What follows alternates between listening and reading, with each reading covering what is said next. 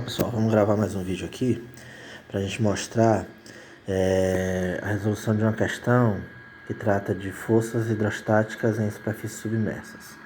Vamos focar aqui. Pronto, ótimo.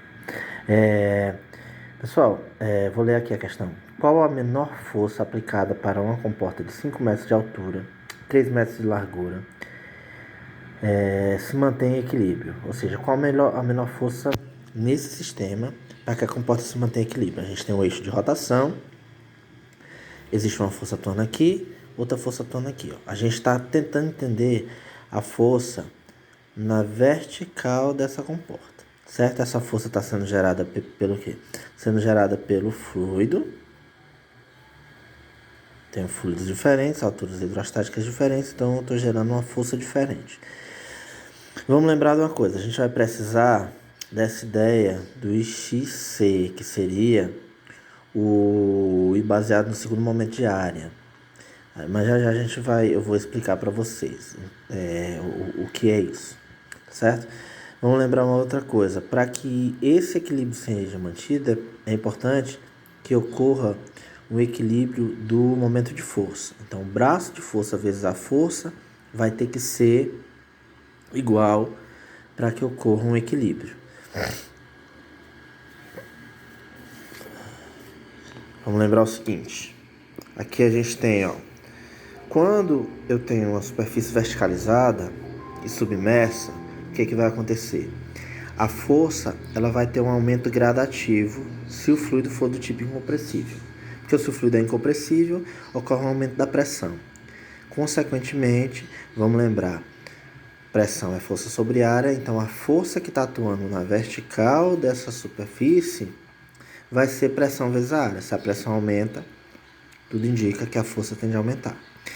Se eu tenho uma superfície simétrica, eu tenho um centro de gravidade que coincide com o centro de massa, que é o que a gente chama de centroide.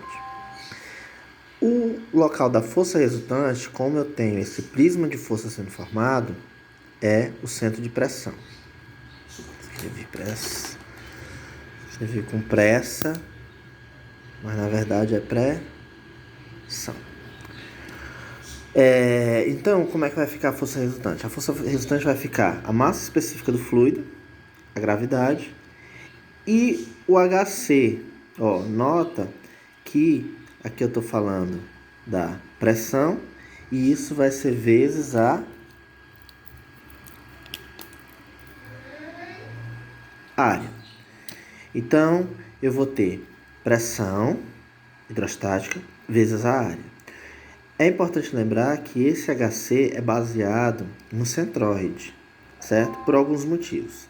Entre eles, a gente vai estar utilizando o primeiro momento de área, que é o momento que faz uma menção ao centro de gravidade. Ele entende que a distribuição dessa força é homogênea em torno de um determinado eixo.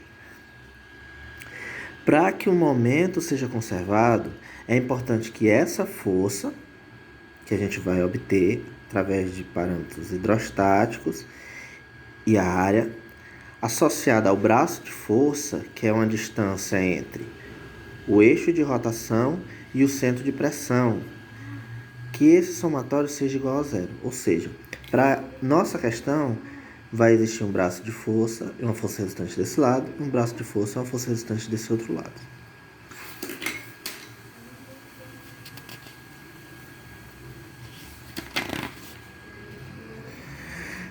Um outro detalhe que a gente tem que lembrar é o seguinte, eu tenho aqui uma altura relacionada à lâmina do fluido baseado no centro de gravidade e eu tenho uma altura relacionada à lâmina do fluido baseado no centro de pressão.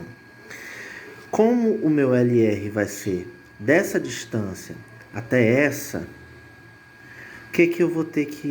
qual a dimensão que eu vou ter que encontrar? Esse delta aqui, essa diferença entre essas alturas. Por quê? Isso eu sei e isso eu sei. Isso aqui eu descubro através do teorema dos eixos paralelos, que é o que a gente aprende lá em física. O teorema dos eixos paralelos, ele é aplicado baseado no segundo momento de área e ele depende da geometria. Geralmente a gente trabalha com geometria retangular, mas a gente pode trabalhar com geometria circular, com geometria trapezoidal, enfim. Ele vai ter um determinado valor de acordo com a geometria. Como a gente trabalha em geral com geometrias retangulares, a gente vai ver aí que o IXC, que seria o parâmetro relacionado ao teorema dos eixos paralelos, ele é a base vezes a altura ao cubo dividido por 12. Pela conservação do momento de força, as forças elas têm que ser iguais. Nota que em diversas situações isso não vai acontecer, então a gente vai precisar inserir uma força extra. Quando a gente insere essa força extra, pessoal, a gente tem que lembrar o seguinte: se eu insiro do lado do fluido 2, eu faço uma análise algébrica e se esse sinal for negativo, a minha suposição ela é falha. Então, na verdade, essa força teria que entrar no lado 1. E vice-versa. Outro parâmetro importante também é em relação ao braço da força resultante. Porque geralmente as questões pedem o quê? Pedem que a gente encontre a menor força no sistema possível. A menor força possível no sistema é aquela no qual eu me distancio mais do eixo de rotação. Então, se eu tenho uma superfície deste tamanho aqui, a força resultante extra que vai gerar a menor força possível para o sistema seria a mais distante do eixo de rotação, ou seja, seria a que seria aplicada bem aqui. Okay? Então, para a questão, a gente vai supor que a força está entrando junto com o lado 2. Isso seria o quê? Estaria chamando isso aqui de lado 1 e isso aqui de lado 2, e supondo que a força estaria entrando aqui no final.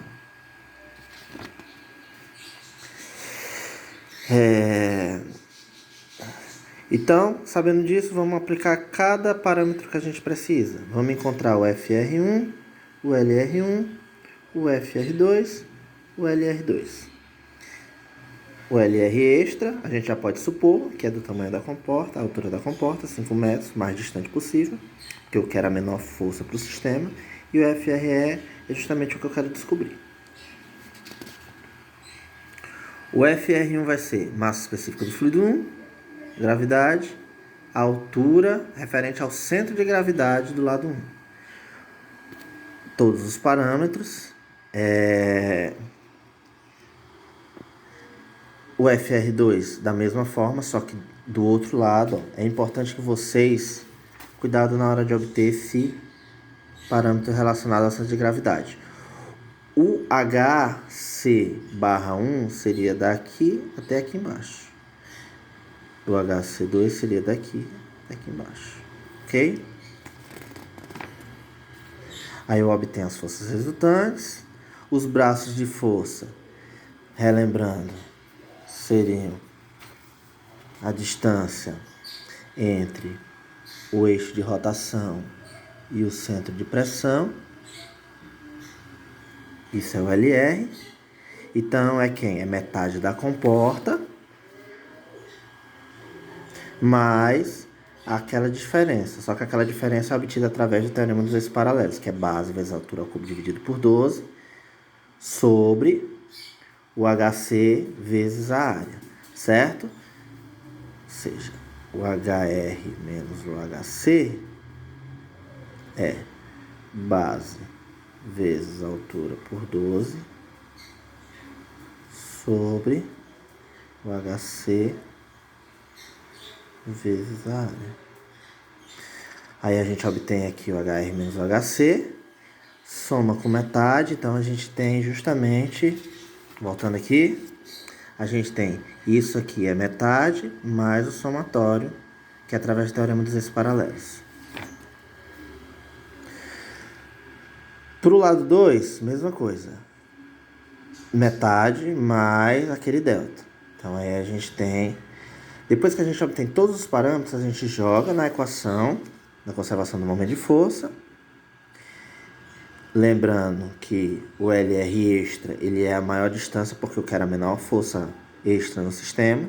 Nota aqui, ó, eu fiz uma suposição de entrada do lado do fluido 2. Não sei se vocês estão lembrados. Deixa eu pegar aqui a folha. seria aqui. Como o resultado é negativo, essa suposição foi falha. Olha a formiguinha aí. Essa suposição foi falha. Então, em contrapartida, na verdade essa força teria que entrar aqui. Também pudera, né? A altura hidrostática é menor e o fluido tem uma massa específica menor, ou seja, ele está gerando uma menor força desse lado. Ok, pessoal? Então, pretendo postar aí umas outras resoluções de umas outras questões, mas tem uma lista aí pra gente estar explorando. Valeu, pessoal. Abraço.